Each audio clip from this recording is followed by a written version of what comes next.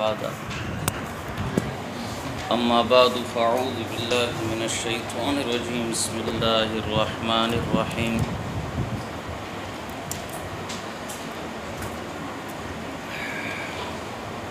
ما قبل میں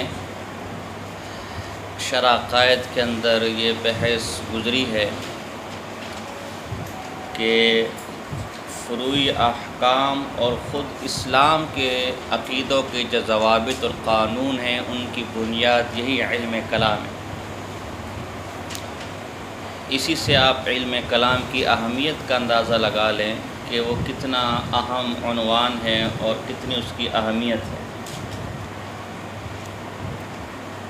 عمارت کی مضبوطی کا اندازہ بنیاد سے لگایا جاتا ہے۔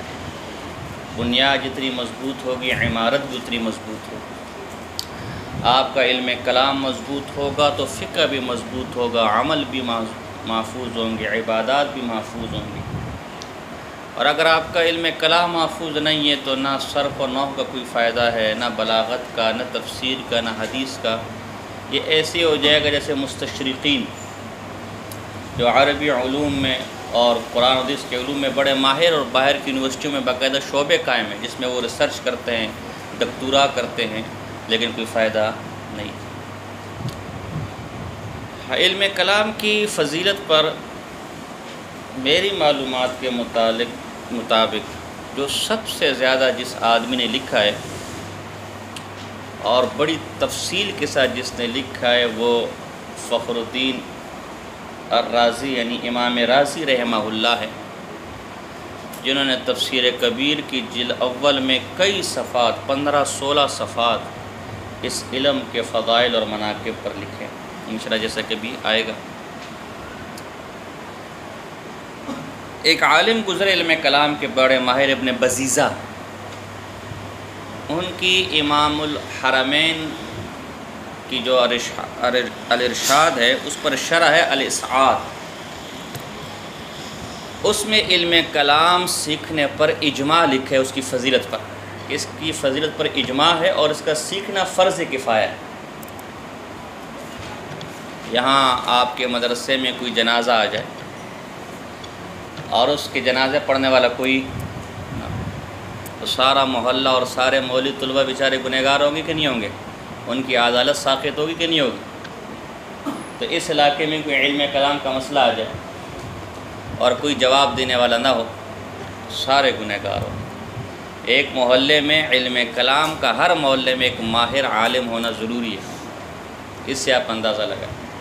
خطیب کا ہونا ضروری نہیں ہے، خطابت کا ہونا ضروری، خطابت کورس کا ہونا ضروری نہیں ہے، جیسے کہ آج آپ پتھر کے نیچے خطابت کورس ہے۔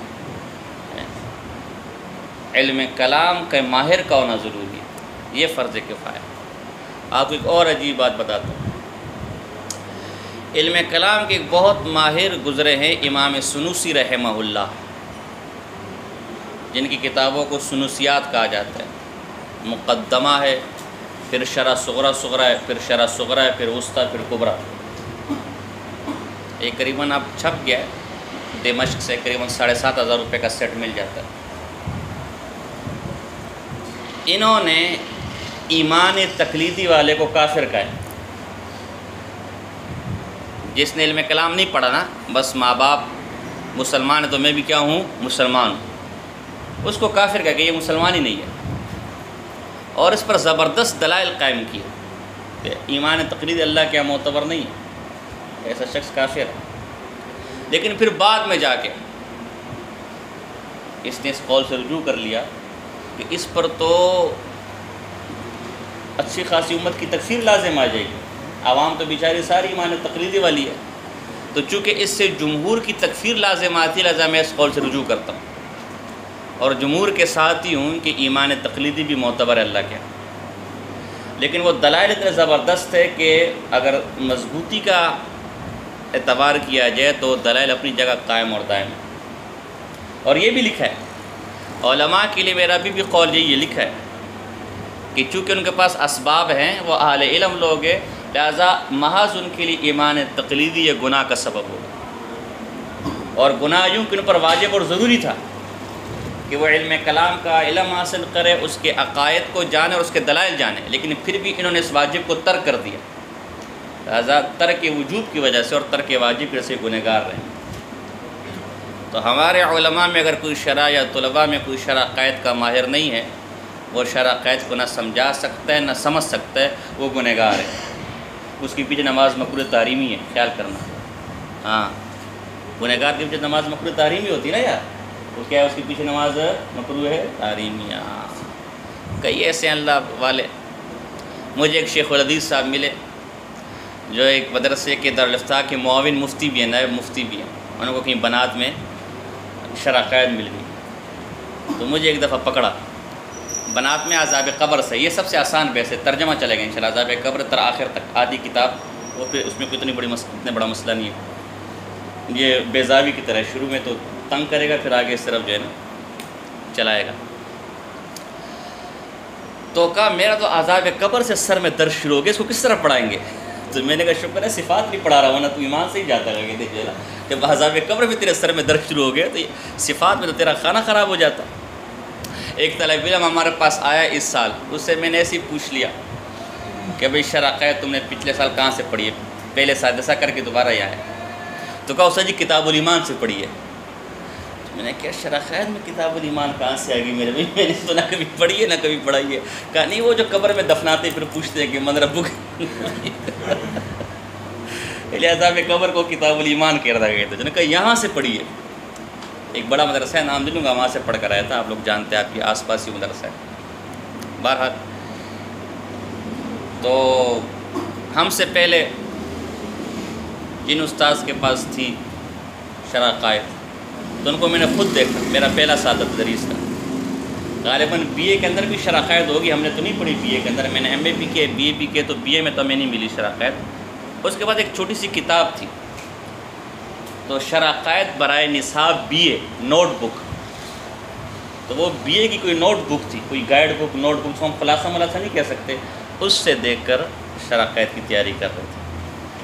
تو جو کتاب جو خلاصہ ایک پروفیسر نے لکھا ہوگا، تیار کیا ہوگا، تو وہ استاذ وہاں سے دیکھ کر جائے تو کیا سمجھائے گا اور کیا بجائے گا۔ میں نے شرح عقائد ایک مشہور شرح کا ذکر کیا تھا، علامہ عبدالعزیز پرہاروی رحمہ اللہ کی النبراس۔ نبراس جو ہمارے پاس نسخہ ہے اس کا صفحہ نمبر 33 ہے، آپ بھی اس کو تلاش کر لینا۔ صفحہ نمبر 33 پر لکھتے ہیں کہ علوم کی دو قسمیں، علوم عالیہ جیسے صرف نحو ہو گیا، منطق ہو گیا، اور ایک علوم عالیہ جو اصل مقصود ہے قرآن و حدیث تفسیر۔ فرمایا علوم عالیہ 6 قسم پر ہے، علم کلام، قرآن یعنی تفسیر، حدیث، اصول فقہ، فقہ اور تصوف، یہ 6۔ ان 6 میں سب سے اعلیٰ اور افضل وہ علم کلام ہے۔ کیوں کہ یہ علم کلام باقی علوم کے لیے اساس ہے، باقی علوم میں کہیں نہ کہیں آپ کو علم کلام ملے گا۔ قرآن کو دیکھ لو، زیادہ سے زیادہ مختلف اقوال ہے، لیکن ہم زیادہ سے زیادہ قول لے رہے تھے کہ 600 آیت احکام کے متعلق ہے، یہ زیادہ سے زیادہ کا قول ہے۔ قرآن کہتے تو 6000 سے اوپر ہے، باقی آیتیں کہاں گی؟ اسی سے متعلق قصص ہے علم کلام۔ قرآن کا موضوع سب سے پہلا موضوع توحید ہے، انشاءاللہ ابھی تم فوز الکبیر میں پڑھو گے، قرآن کے جو 5 مضامین ہیں ان میں سے پہلا موضوع کون سا ہے؟ توحید ہے۔ تو توحید کیا ہے؟ علم کلام کا پہلا عنوان توحید ہے۔ آپ حدیث کو دیکھ لیں، احادیث میں صفات ہے، پھر دوسرا علم دیکھ لیں حدیث، اس میں صفات متشابہات کا مسئلہ آتا ہے۔ اب یہ کتنی ہیں؟ تو امام ابن جوزی رحمہ اللہ نے دفع و شبہ تشبیہ کے اندر، دفع و شبہ تشبیہ کے اندر 60 احادیث کو جمع کیا۔ اس طرح امام رازی رحمہ اللہ نے بھی اساس التقدیس جو پشاور سے چھپ گئی کئی احادیث کو جمع کیا۔ کوئی بھی حدیثی کتاب آپ پڑھیں گے انشاءاللہ اگلے سال سے، اس میں وہ ساری حدیثیں آئیں گی۔ تو اگر علم کلام میں مہارت نہیں ہوگی تو حدیث کے باب میں آپ کا پیر پھسلے گا، اور لوگوں کا پھسلا ہے۔ امام ابن خزیمہ رحمہ اللہ بہت بڑے محدث گزرے، جن کی صحیح ابن خزیمہ مشہور کتاب ہے احادیث، یہ بیچارے علم کلام میں زیادہ ماہر نہیں تھے، تو انہوں نے کتاب التوحید کے نام سے کتاب لکھی، انہی وہ احادیث جو صفات متشابہات پر تھی۔ امام رازی رحمہ اللہ اس کتاب کو کتاب الشرک کہتے ہیں تفسیر کبیر میں، یہ کتاب التوحید نہیں، کتاب الشرک۔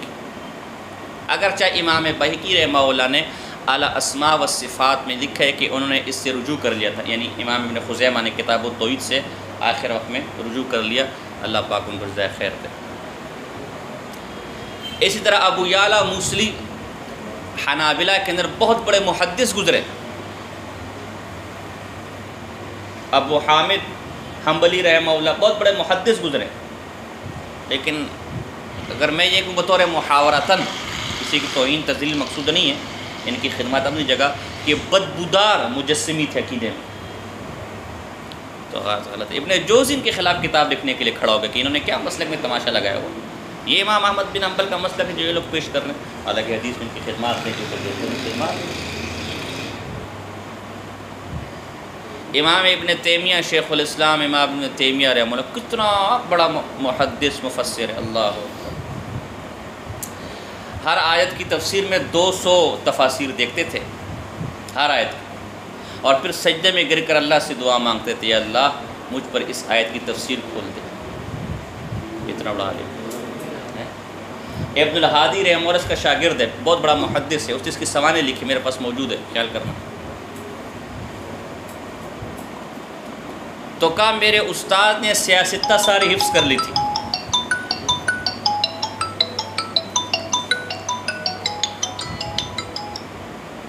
السلام علیکم۔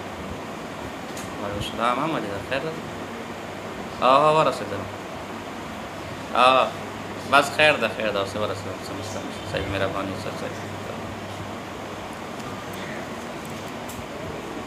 تو کیا بات ذکر کر رہا تھا؟ ہاں دیکھو، انہوں نے سیاستہ میرے استاد نے ساری حفظ کر لی۔ مسند امام احمد بن حنبل رحمہ اللہ 30,000 احادیث کا مجموعہ ہے، مجھے اب تک پوری مکمل پڑھنے کی توفیق نہیں ملی مکمل۔ اور اس طرح طبرانی کے معجم کبیر صغیر وغیرہ اوسط، پرانی والی 17 جلدوں میں، ابھی نئی 11 جلدوں میں، یہ دارالکتب العلمیہ کی یا دارالحیات تراث کی جو ہے دیگر کتب کا، یہ ساری انہوں نے 19 سال کی عمر میں حفظ کر لی تھی۔ لیکن چونکہ علم کلام سے ذرا ناراض رہتے تھے، اشعریوں سے ذرا ناراض رہتے تھے، تو بعض جگہ جمہور سے ذرا ہٹ گئے۔ اتنا بڑا عالم بھی اگر اس علم سے اونچ نیچ تھوڑی بہت کر لے تو کہیں نہ کہ اسے قدم ڈگمگا سکتے ہیں بعض مقامات پر، جمہور سے ہٹ گئے، اگرچہ اس کے اپنی توجیحات ہیں، اور علماء نے پھر بھی ان کی خدمات کا اقرار کیے، انہیں اکابر میں سے مانا ہے۔ اجتہادی مسائل ہے بھائی، ہو سکتا ہے، دیکھو اس سے آپ تو ہم اور آپ کیا ہیں اگر ہم نہیں پڑھیں گے۔ اسی طرح آپ فقہ کو دیکھ لیں، آپ نیچے بھی دارالفتاح میں جائیں، کسی بھی اردو کے فتاویٰ کو اٹھا لیں، پہلا باب کون سا کھلے گا، پہلی کتاب کون سی ہوگی؟ کتاب العقائد۔ تو اب جو علم کلام کا ماہر نہ کو کتاب العقائد حل کر سکتا ہے، خیر آپ لوگ حل کر سکتے ہیں، اب تو ماشاءاللہ جدید دور ہے، اردو فتاوی دے دبا دبتے ہیں۔ میں بعض اور محققین لوگوں کے لیے کہہ رہا ہوں، آج کل کے مفتی تو آپ کو بھی پتہ اور ہمیں بھی پتہ ہے۔ علامہ شامی رحمہ اللہ فرماتے ہیں ہمارے زمانے میں کسی کو مفتی کہنا جائز نہیں، مفتی ختم ہو چکے ہیں، مفتی کیا ہو چکے ہیں؟ ختم ہو چکے ہیں۔ مفتی کی کچھ شرائط ہے، ابھی چونکہ آپ نے یہ حضر جی لگایا ہوئے تو میں بیان نہیں کر سکتا، پھر بعض مفتیان ناراض ہو جائیں گے، کیا کہتے ہیں نا۔ تو مفتی میں کہتا ہوں یہ جو سال والا تخصص ہے یہ بے روزگاروں کا سال ہے۔ کس کا سال ہے؟ بے روزگاروں کا سال۔ سارے لوگوں کی تدریس مل نہیں سکتی، چلو ایک سال اور درسی کی دعوت۔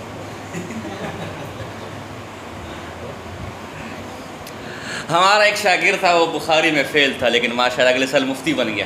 اگلے سال کیا ہو گیا؟ میں نے کہا یہ کرامت ہے۔ کیا ہے؟ آپ مفتی پہلے بن رہے، عالم بعد میں بن رہے۔ عالم یہ کرامت ہے نا میرے بھائی، مفتی پہلے بن گیا اور عالم بعد میں بن گیا، تو یہ بھی کرامت ہے۔ بہرحال تو دیکھو کتاب العقائد میں اس کی ضرورت پڑے گی۔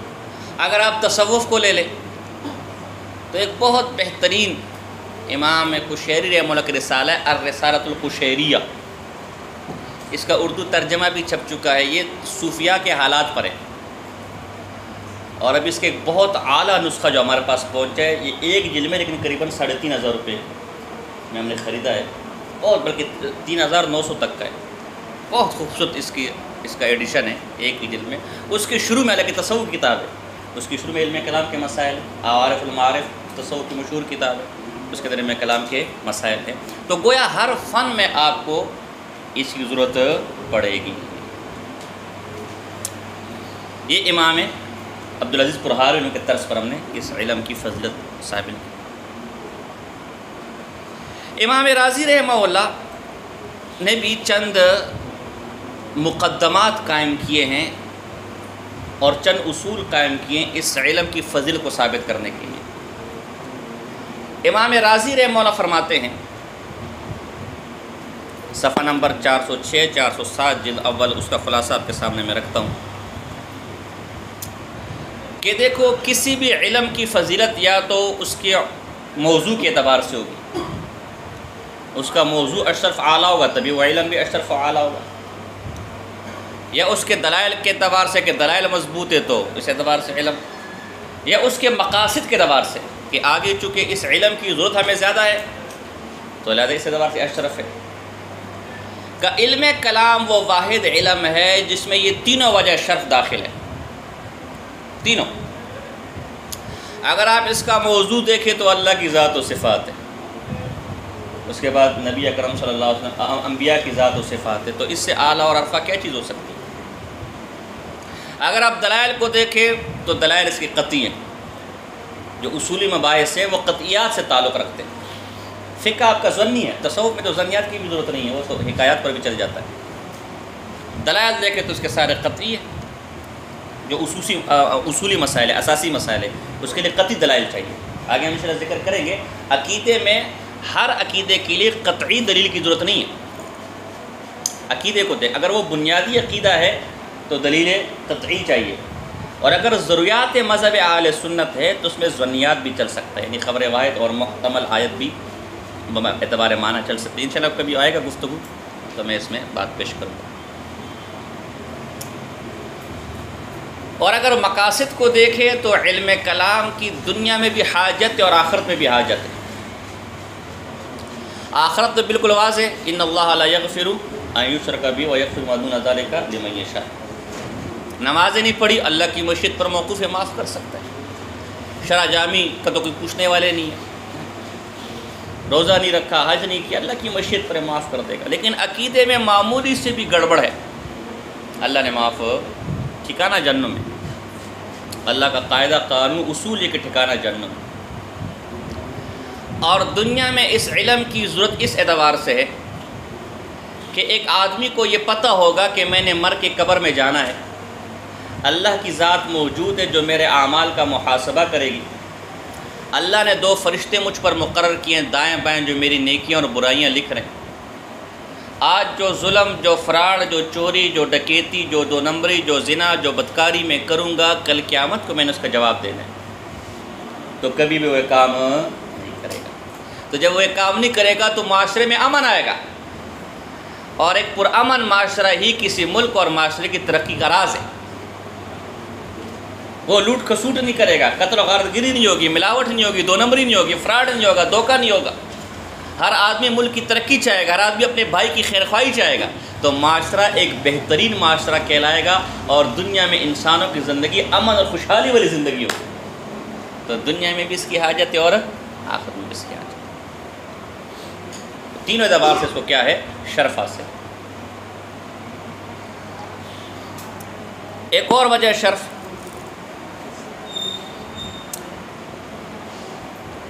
جتنے بھی علوم ہیں یا ان کے مسائل ہیں وہ نسخ کا احتمال رکھتے ہیں۔ قبلہ پہلے بیت المقدس تھا نا، بیت اللہ ہو گیا، کوئی مسئلہ نہیں۔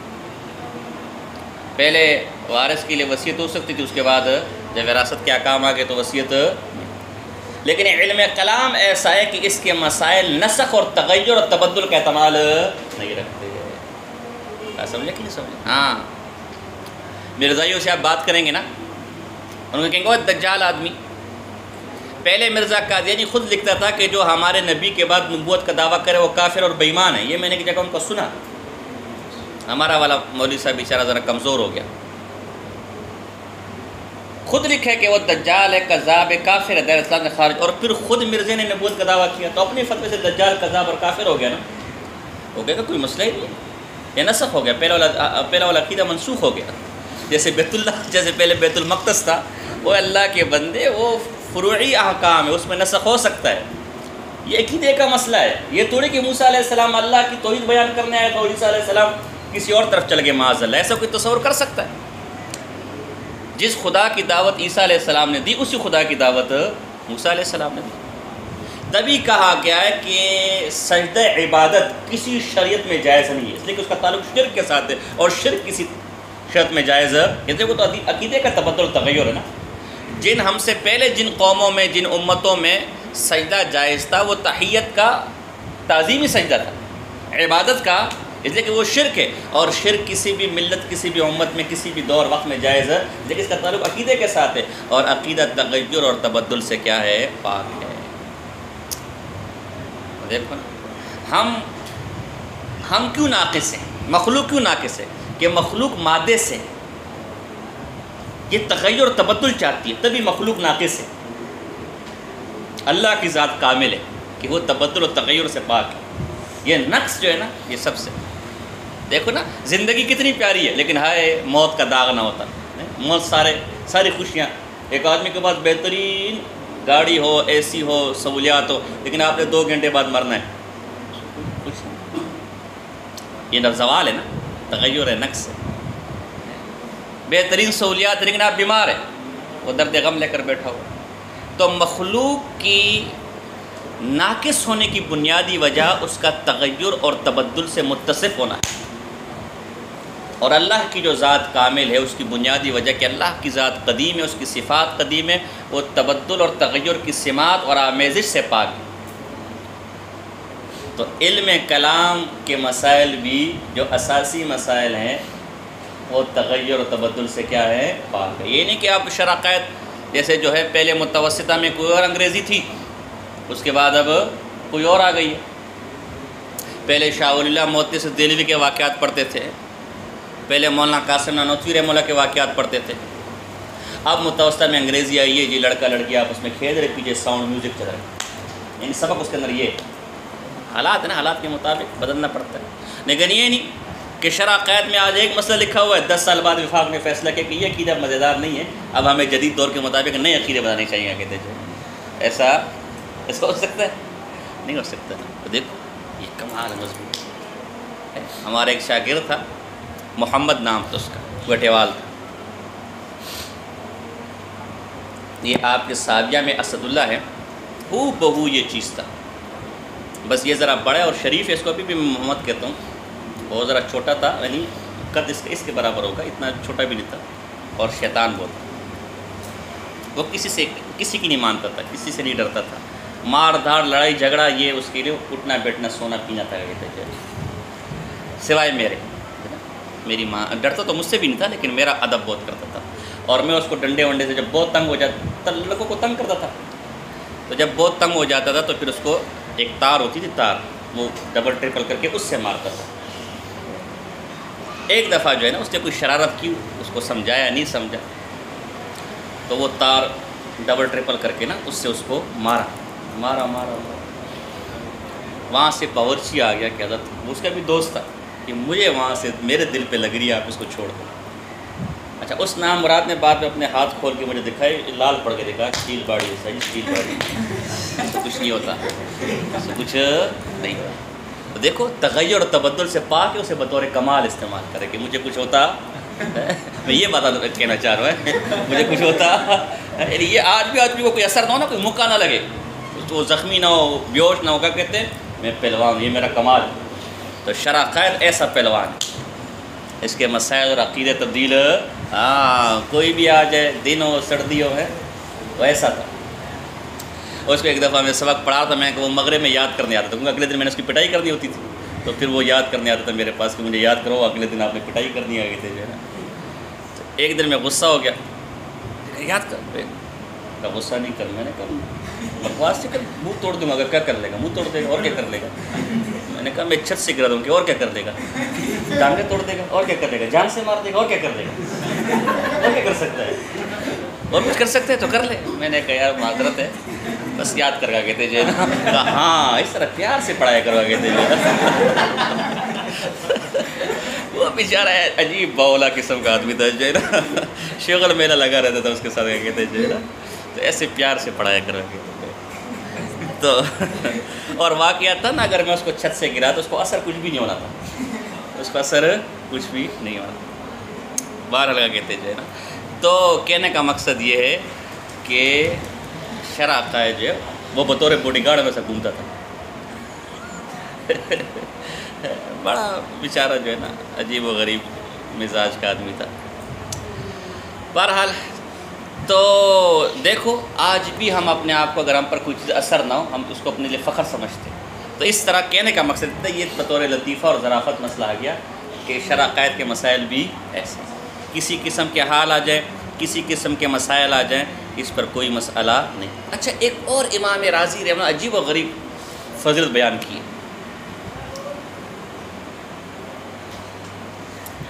کہ جن آیات میں اللہ کی توحید و صفات کا ذکر ہے، ان آیات کی فضیلت اس پر زیادہ ہے جس میں محض فقہی مسائل کا ذکر ہے۔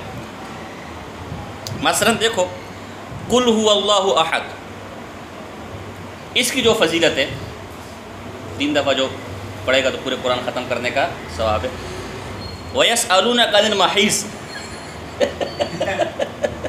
دیکھو کیسے کیسے علماء نقطہ نکالتے ہیں۔ اس کی وہ فضیلت نہیں ہے جو قل هو اللہ احد کی ہے، وہ عقیدے کا معاملہ ہے۔ اس صورت کی، اس آیت کی وہ فضیلت نہیں ہے، وہ اس کے برابر یہ ہے وَيَسْأَلُونَكَ عَنِ الْمَحِيضِ، ایسی کوئی فضیلت ہے، بلکہ شاید اس کے بارے میں کوئی فضیلت بھی، کوئی حدیث میں وارد بھی نہ ہو۔ اس طرح دیگر کئی انہوں نے جو ہے مثالیں پیش کی کہ آپ غور کریں گے کہ جن آیات میں اللہ کی توحید و صفات کا ذکر ہے اس کے فضائل میں مستقل احادیث ہے، اور جن میں محض فقہی مسائل کا ذکر ہے تو بعض کے مطابق تو سرے سے کوئی فضیلت ہی نہیں ہے۔ یہ طرز ہمیں بتا رہا ہے کہ علم کلام فضیلت والا ہے، اس لیے کہ جن آیات میں علم کلام کا ذکر ہے وہ آیت فضیلتوں والی ہے، ان آیات کے فضائل۔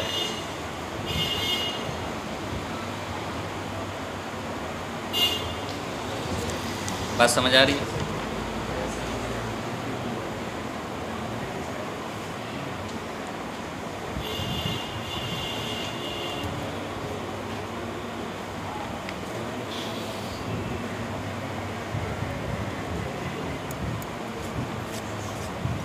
اسی طرح اگر ہم قرآن کو دیکھیں تو قرآن میں انبیاء کا جو کفار کے ساتھ مجادلہ نقل کیا گیا، گفتگو نقل کی گئی ہے، وہ اسی علم کلام کے متعلق ہے۔ ابراہیم علیہ السلام کو دیکھ لیں، نمرود کے ساتھ جو گفتگو ہوئی تھی اس کا تعلق اللہ کی ذات و صفات کے ساتھ۔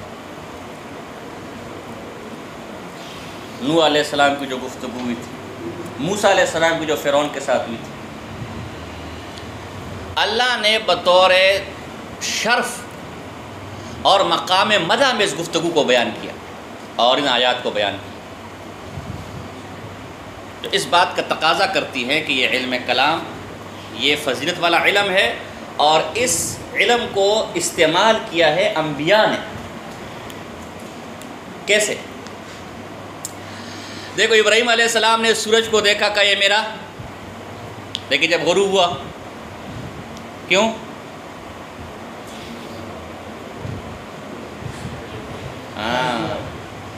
اس پہ سوال آ گیا، تغیر اور تبدل ہے، یہ حادث ہے۔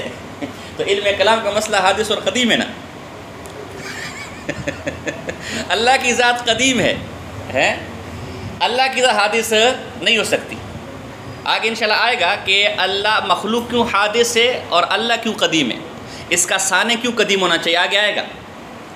موسیٰ علیہ السلام نے، ابراہیم علیہ السلام نے سورج کے اعلان نہ ہونے پر دلیل یہ قائم کی کہ سورج حادث ہے، اس پر زوال آ گیا، اس پر تغیر آ گیا، اس کی حالت تبدیل ہوگی. اور حادث کبھی رب، کبھی صانع، کبھی خالق، اس لیے کہ حادث خود ایک صانع کا محتاج ہے، پھر تو تسلسل لازم آئے گا انشاءاللہ بھی آگے آ جائے گا.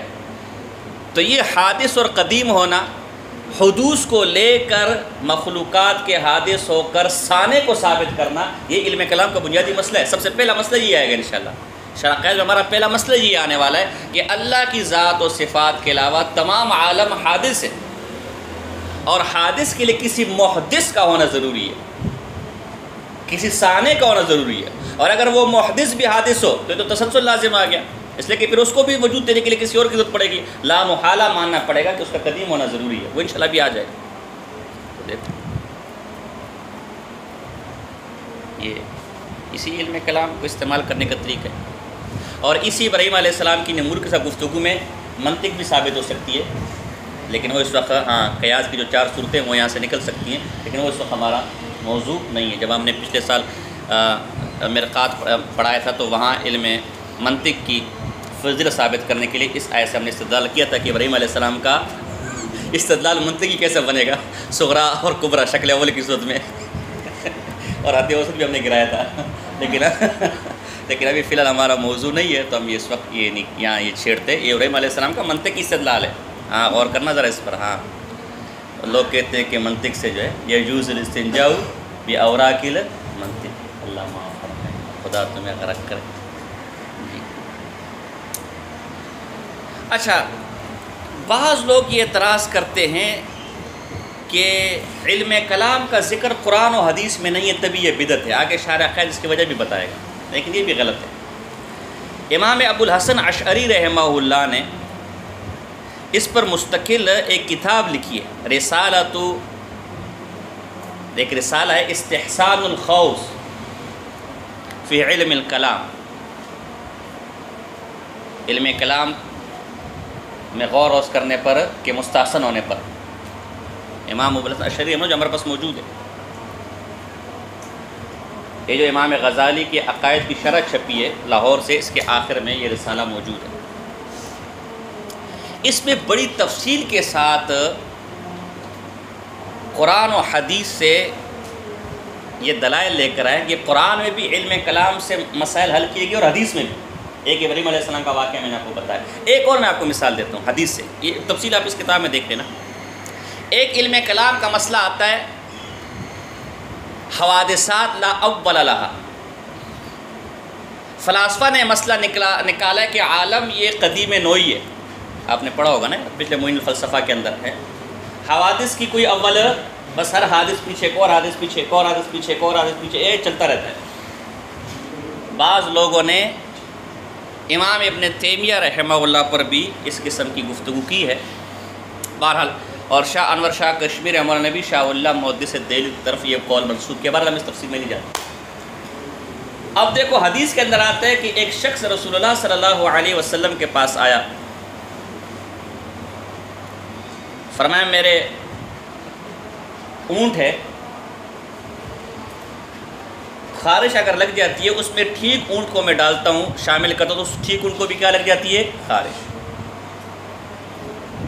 تو حضور نے فرمایا پہلے اونٹ کو خارش کس سے لگائیے. اگر ایک سے دوسرے سے تیسرے چوتھے سے لگتی ہے تو پہلے کو پھر کس سے لگائیے. تو یہ ابطال ہے حوادث لا اول لها کا. کہیں نہ کہیں سلسلہ ختم ہوگا نا یار. مطلب ہے کہ محسر اللہ کی ذات ہے. اسی طرح کیا کہتے ہیں، ایک شخص ہے، یا رسول اللہ علیہ وسلم میں تو گورا چٹا ہوں اور میرا بچہ کیا پیدا ہو گیا ہے؟ کالا. اس نے فرمایا کہ تیرے اونٹ ہوتے کہ نہیں ہوتے؟ سرخ یا جو بھی ہے جس رنگ کے بھی اونٹ ہوتے. کہاں بالکل ہوتے. تو کیا ان میں کبھی کالا آتا ہے کہ نہیں آتا؟ کبھی کالا اونٹ بھی پیدا ہو جاتا ہے. کہاں بالکل بعض اوقات کالا اونٹ پیدا ہو جاتا ہے. تو کہا وہ کہاں سے؟ حالانکہ ماں باپ اس کے سرخ ہے یا جو بھی کلیجی رنگ ہے جو بھی آپ کے. کہا کوئی پیچھے رگ ہوگی پردادا نردادا میں، وہ رگ مل گئی ہوگی. تو کہا اس طرح تیری اولاد میں بھی پیچھے کوئی رگ ہوگی نا، مل گئی ہوگی. تو یہ حوادث لا اول لها کا ابطال ہے. تو یہ نہیں کہ ایک سے دوسرا، دوسرے سے تیسرا چوتھا چلتا چلا جائے گا. کہیں نہ کہیں معاملہ جا کے رکے گا. مؤثر کوئی حقیقی کوئی اور ہوگا. دیکھو یہ حدیث میں حوادث لا اول لها کا ابطال علم کلام کے طریقے پر کیا گیا. ہاں یہ الگ بات ہے کہ علم کلام کی اصطلاحات قرآن و حدیث میں نہیں.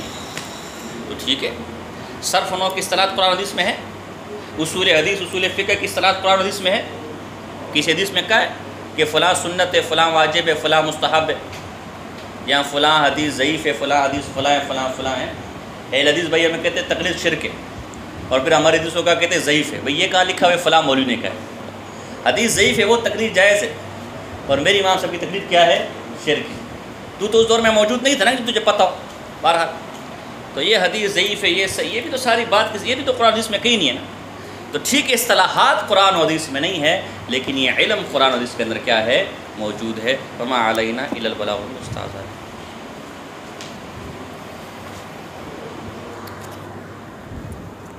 یہ کچھ سمجھ آئیے آپ کو باتیں؟ تو اس لیے اس علم کو آپ معمولی نہ سمجھیں،